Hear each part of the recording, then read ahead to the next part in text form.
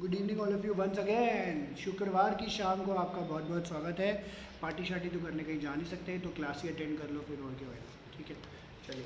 तो rise of the Chinese economy हम लोग पढ़ेंगे। One of the important topics of this chapter, alternative centres of power. तो इसमें जैसे मैंने अब हम लोगों ने शुरुआत करी थी तो मैंने आपको बता दिया था यूरोपियन यूनियन बना था हमारा, उसके क्या क्या चेंजेस थे वो हमने पढ़ लिए। सेकंड आसियान के ऊपर पढ़ा था हमने। मैंने आपको बताया था इंडिया और रशिया मल्टीपोलर विजन शेयर करते थे कि मल्टीपोलैरिटीज़ होनी चाहिए, अलग अलग डोमिनेंट इकोनॉमिक सिस्टम्स हमारे हर जगह पे देखने को मिलने चाहिए। तो वही उन्होंने भी यहाँ पे बताया हुआ है। ठीक है, तो ये क्या कहते हैं कि चाइनीज़ इकॉनमी जो third alternative centre of power है, इसके बारे में आज हम पढ़ेंगे।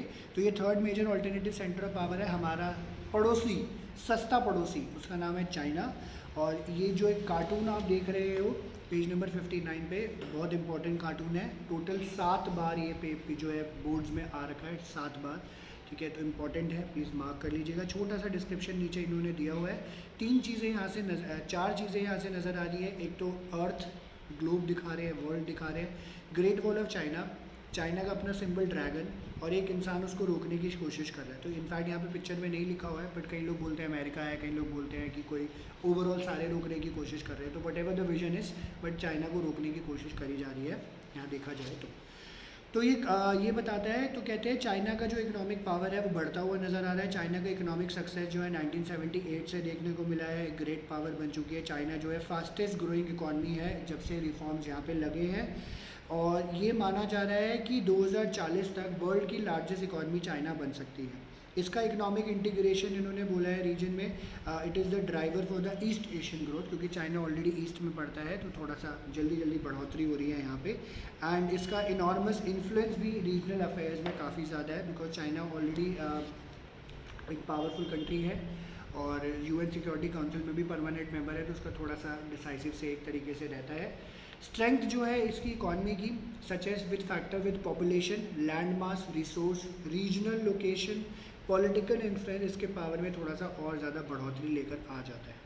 तो अब यहाँ से मेन कहानी शुरू होती है। कहते हैं जब से चाइना की शुरुआत हुई है 1949 में, following the communist revolution under the leadership of Mao, it's economy was based on Soviet model. तो इसने सोवियत मॉडल ही चूज़ किया क्योंकि यूएसएसआर के वैसे भी नज़दीक था और इसके यूएसएसआर ने इसके फंड और एड काफ़ी टाइम तक दिया था। तो कम्युनिस्ट मॉडल पे ये लोग चले थे और आज तक कम्युनिस्ट मॉडल पे ही है। The economically backward China chose to sever its link with the capitalist world. It had little choice but to fall back on its own resources. तो उन्होंने बोला कि ठीक है चलो, हम कैपिटलिस्ट वर्ल्ड से इतना ज़्यादा इनको खैर कुछ लेना देना नहीं था, तो इन्होंने अपने रिसोर्सेज के ऊपर फोकस किया and Soviet aid and advice के साथ साथ चले। मॉडल इन्होंने जो क्रिएट करने की कोशिश करी कि स्टेट ओन्ड हैवी इंडस्ट्रीज होनी चाहिए, जो भी कैपिटल एग्रीकल्चर से मिलेगा वही इन्वेस्ट कर देंगे, क्योंकि इनके पास फॉरेन एक्सचेंज नहीं था और टेक्नोलॉजी नहीं थी, तो वर्ल्ड मार्केट से इन्होंने ख़रीदा। चाइना ने डिसाइड किया कि हम इंपोर्ट ना करा के डोमेस्टिक गुड्स के ऊपर फोकस करेंगे। तो ये भी एक मॉडल था जिसके ऊपर काम कर रहे थे वो। फर्दर इन्होंने बोला, इस मॉडल को जब अप्लाई किया 49 में, जो इन्होंने बोला 49 के मॉडल को अप्लाई करने के बाद इंडस्ट्रियल इकॉनमी का बेस बना इनका, जो कि ऑलरेडी पहला नहीं था। एम्प्लॉयमेंट, सोशल वेलफेयर सारे सिटीजन्स को मिली। चाइना डेवलपिंग कंट्रीज़ के रास्ते पर आगे बढ़ना शुरू हुआ।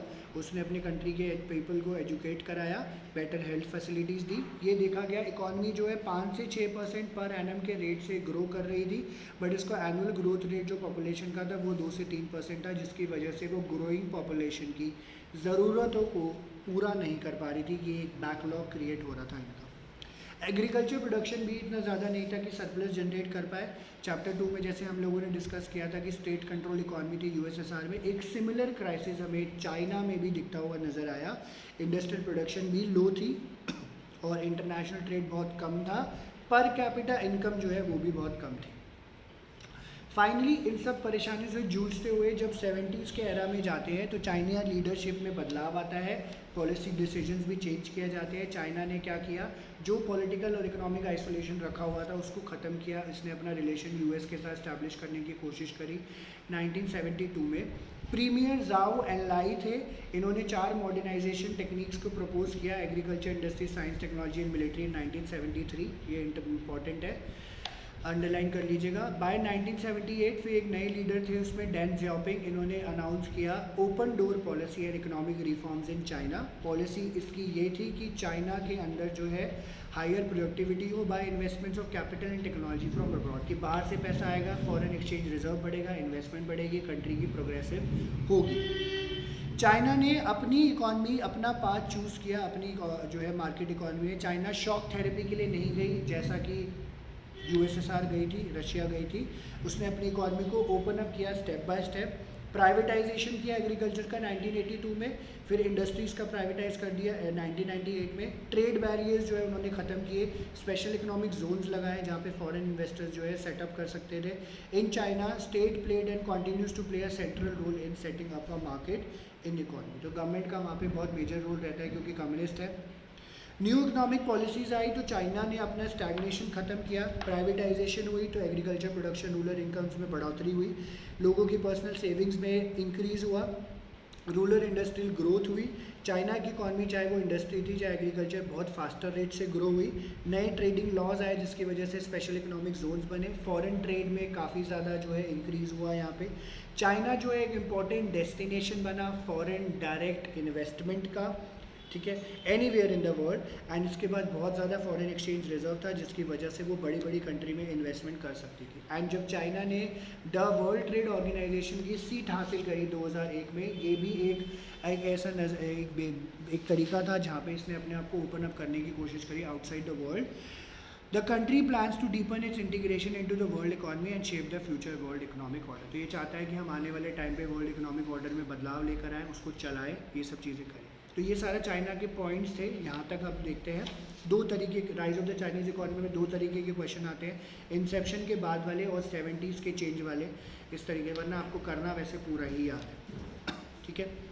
हालांकि इसके डिसएडवांटेज भी थे क्योंकि कहते हैं चाइनीज़ इकॉनमी जो है ड्रामेटिकली इम्प्रूव ज़रूर हुई पर चाइना को जो है सारे तरीके से बेनिफिट नहीं मिला। अनएम्प्लॉयमेंट चाइना में बहुत ज़्यादा है, 100 मिलियन से ज़्यादा लोग जो हैं अब ज़्यादा है जॉब ढूंढ रहे हैं। फीमेल एम्प्लॉयमेंट कंडीशन बहुत ज़्यादा ख़राब है as compare to Europe of 18th and 19th century. Environmental degradation बहुत ज़्यादा है, करप्शन बहुत ज़्यादा इंक्रीज़ हो सकी है।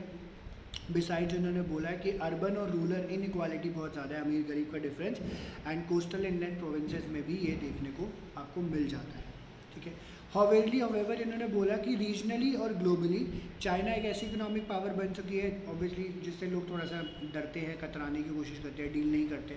बट इन्होंने बोला integration of China's economy and the interdependence that it is created has enabled China to have a considerable influence with its trade partner. तो जिसके साथ चाइना काम कर रहा है उसके साथ जो है अपना रिलेशन ये थोड़ा सा बदलता हुआ नज़र आ रहा है, डिपेंडेंसी क्रिएट कर रहा है। हैंस कहते हैं इसका जो आउटस्टैंडिंग इशू है जापान के साथ, यूएस के साथ, आसियान के साथ, रशिया के साथ have been tempered by economic consideration, ठीक है, इसको ठीक कर दिया गया है इकोनॉमिक कंसिडरेशन। तो कई देश ऐसा बोलते हैं कि अगर इकोनॉमिकली आप बढ़िया हो, ट्रेड अगर बढ़िया कर रहे हो तो आपका काम बढ़िया चलेगा, कोई दिक्कत वाली बात नहीं।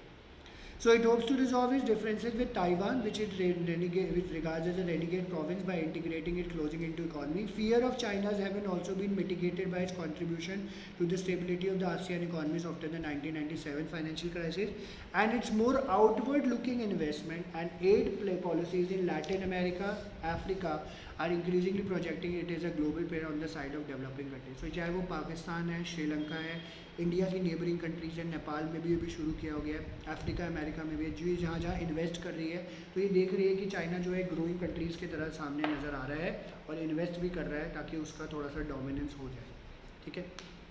ये इन्होंने यहाँ पे बताया। तो ये पूरी चाइना की कहानी थी।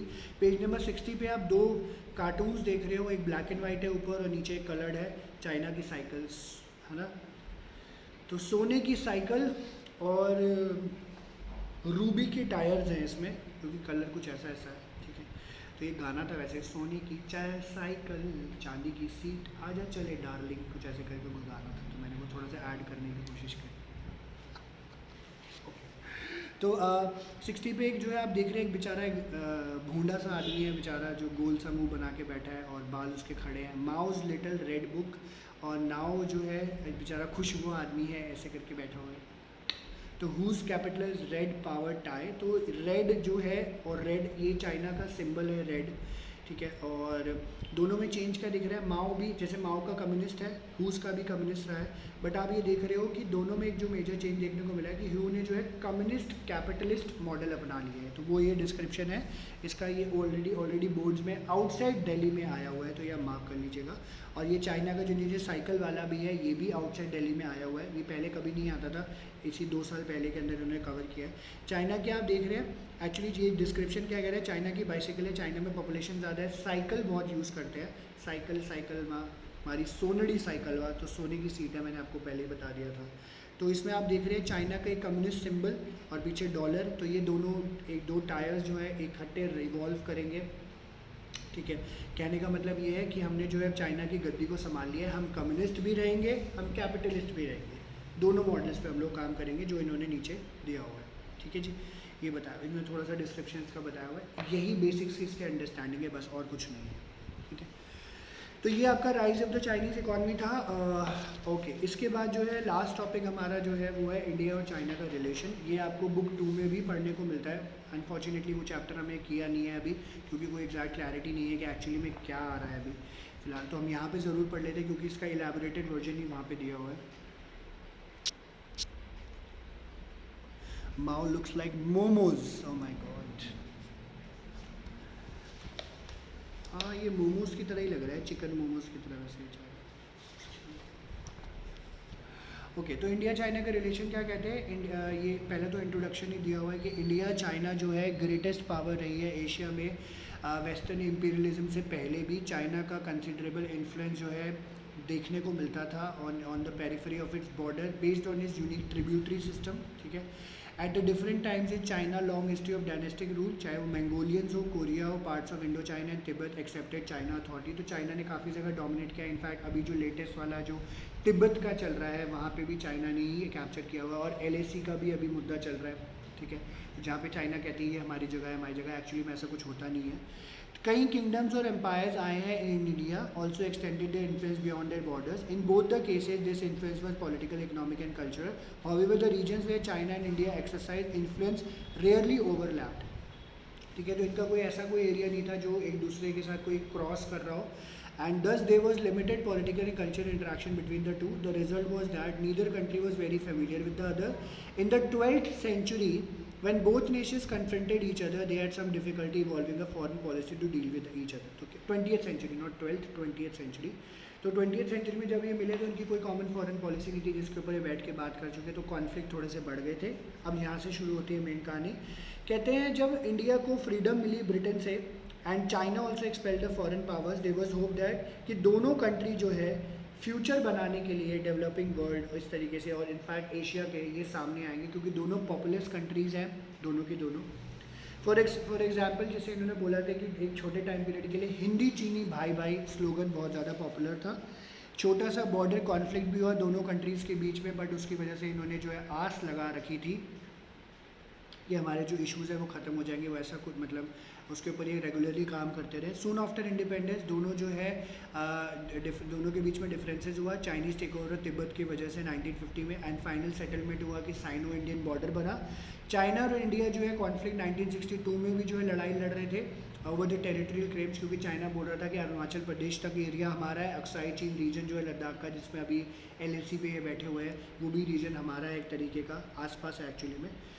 तो 1962 का कॉन्फ्लिक्ट जो था इंडिया को बहुत ज़्यादा इससे ट्रबल हुआ, इसका लॉन्ग टर्म इम्प्लीकेशन हमें देखने को मिला। डिप्लोमेटिक रिलेशन बिटवीन दो कंट्रीज़ जो है डाउनग्रेडेड हो गए थे, रिलेशन जो है दो कंट्रीज़ के धीरे धीरे जो है स्लोली इम्प्रूव हुए। And after the change in China's political leadership from mid late 1970s, China की जो पॉलिसी जो थी वो ज़्यादा प्रैक्टिकल हो गई थी, आइडियोलॉजिकल नहीं रही थी। तो उन्होंने बोला कि प्रैक्टिकल एस्पेक्ट्स पे काम करेंगे, आइडियोलॉजिकल नहीं। तो उन्होंने बोला कि ठीक है, इंडिया और चाइना बैठ के बातचीत करें, कोई भी डिफरेंस है इसको साइडलाइन करें, और आगे जो है इन्होंने बॉर्डर टॉक्स को इनिशिएट कराया 1981 में, और कुछ चीज़ों पे काम करना शुरू किया। कहते हैं कोल्ड वॉर जब ख़त्म हुआ तो इंडिया और चाइना के रिलेशन में काफ़ी ज़्यादा बदलाव था। इनके रिलेशन स्ट्रैटेजिक और इकोनॉमिक दोनों हो चुके हैं। दोनों जो हैं, ये अंडरलाइन कर लेना लाइन, कि दोनों जो हैं अपने आप को राइजिंग पावर्स देख रहे हैं ग्लोबल पॉलिटिक्स में, एंड दोनों जो है एक बहुत इंपॉर्टेंट रोल प्ले करना चाहते हैं एशियन इकॉनमी में इन पॉलिटिक्स। राजीव गांधी ने जब विज़िट किया चाइना इन दिसंबर 1988, तो इसकी वजह से इंडिया और चाइना का रिलेशन में एक जो है पुश मिला, इनको बदलाव आया। सिंस देन गवर्नमेंट ने काफ़ी ज़्यादा मेजर्स लिए हैं ताकि कॉन्फ्लिक्ट नहीं हो, ट्रैंक्वालिटी एंड पीस बॉर्डर्स पे अपनी कंट्रीज़ के बीच में बने रहे। इन्होंने काफ़ी ज़्यादा कल्चरल एक्सचेंज प्रोग्राम्स के लिए साइन किया है, साइंस एंड टेक्नोलॉजी के लिए भी किया है, एंड अपने 4 बॉर्डर पोस्ट को ओपन अप किया है। कहते हैं इंडिया और चाइना का ट्रेड जो है 30% पर रेट के हिसाब से बढ़ रहा है since 1999, which is a more positive perspective on relation with China has emerge. क्योंकि चाइना का जब भी इशू रहा है तो हमेशा इनके फॉरेन मिनिस्टर ने ये बोला है कि those countries which trade together are happy together, but it is not always so bilateral trade हुआ इंडिया चाइना के बीच में, जो कि $338 मिलियन का था 1992 में, जो कि अब $84 बिलियन का हो गया है। नया डेटा है ये, 2017 में इतना ज़्यादा ट्रेड होता है। मोर रिसेंटली दोनों कंट्रीज़ ने कोऑपरेट करने की कोशिश करी है जहाँ पे इनके कॉन्फ्लिक्ट होते थे, जैसे bidding for energy deals abroad. And at the global level India और चाइना ने जो है सिमिलर पॉलिसीज़ भी अडॉप्ट करी है in international institution like World Trade Organization. ठीक है, ये चीज़ बोली गई। तो ये इसके रिलेशनशिप्स का पार्ट है, एक्चुअली में इंपॉर्टेंट है क्योंकि यहाँ से क्वेश्चन रिलेशनशिप का ही आता है, तो ये सब आपको लिखना पड़ता है। पहले तो नेगेटिव है, फिर थोड़ा सा पॉजिटिव दिखाया। फिर कहते हैं इंडिया ने न्यूक्लियर टेस्ट किया 1998 में। समटाइम्स ये जस्टिफाई इसलिए किया जाता है क्योंकि चाइना ऑलरेडी न्यूक्लियर पावर रही है, इसकी वजह से इनका इंटरेक्शन ख़त्म नहीं हुआ। ये भी देखा जाता है कि चाइना जो है पाकिस्तान के न्यूक्लियर प्रोग्राम में काफ़ी ज़्यादा कंट्रीब्यूट कर रहा है अभी भी, क्योंकि चाइना वहाँ पे एक बेस बना रहा है न्यूक्लियर का। चाइना मिलिट्री रिलेशन जो बांग्लादेश और म्यांमार के साथ है, इसको होस्टाइल माना जाता है तो Indian interest in south Asia. However, none of these issues likely to lead to conflict between the two. One sign of this is that the talks to resolve the boundary question have continued without interruption and military cooperation is increasing. तो ये धीरे धीरे चीज़ें बढ़ रही हैं, काम हो रहा है। इंडिया और चाइना के लीडर्स जो हैं बीजिंग न्यू दिल्ली में मिलते रहते हैं, एक दूसरे के साथ आते हैं, झप्पी वप्पी पाते हैं, चाय पकौड़ा खाते हैं, फिर चले जाते हैं बेचारे और फिर लड़ते रहते हैं बॉर्डर पे जाके। And transportation communication link common economic interest है, ग्लोबल कंसर्न्स है, इसकी वजह से इनका मोर पॉजिटिव और साउंड रिलेशनशिप देखने को मिला है between the two most populous countries. ये इनके रिलेशनशिप इन्होंने यहाँ पे बताए हैं, जो कि थोड़े बहुत एग्जैक्टली जो है आपको बुक 2 में भी पढ़ने को मिलते हैं। और ये चैप्टर फिर ख़त्म हो गया। ये बॉक्स नहीं करना, जापान और साउथ कोरिया वाला कोई बॉक्स नहीं करना है, ठीक है, इसमें से कुछ नहीं आता है। इनफैक्ट इसमें से किसी का कोई डाउट है तो प्लीज़ अनम्यूट करके पूछ ले। ये चैप्टर हमारा ख़त्म हो गया। विनीत क्लियर है दिल्ली सर जी?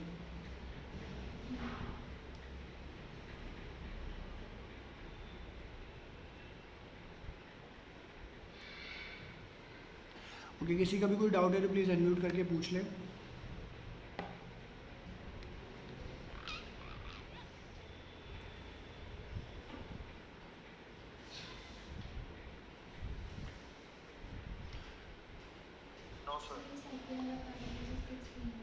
साइकिल वाला दिल्ली साइंस में इन्होंने ये बताया कि चाइना में साइकिल रिप्रेजेंट जो साइकिल एक्चुअली सबसे ज़्यादा लोग साइकिल यूज़ करते हैं चाइना में जाने के लिए, और इसमें इन्होंने ये बोला हुआ है कि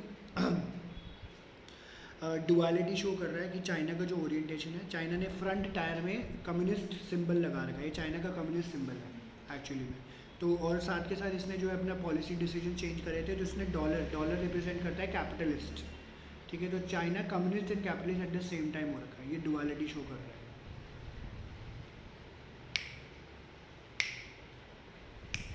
ठीक है, और कुछ प्लीज़? ओके, तो आज हम इतना ही कर रहे हैं। तो आज आप फ्राइडे इवनिंग बनाइए, पार्टी शार्टी करिए, गाने वाने चला के थोड़ा सा डांस वांस करिए। Thank you everyone. Aradhya, Chaitanya, Deepika, Disha, Gungun, Kirti, Muskan, Palak, Tulika, Vanya, Delisa and Gurneet, thank you very much.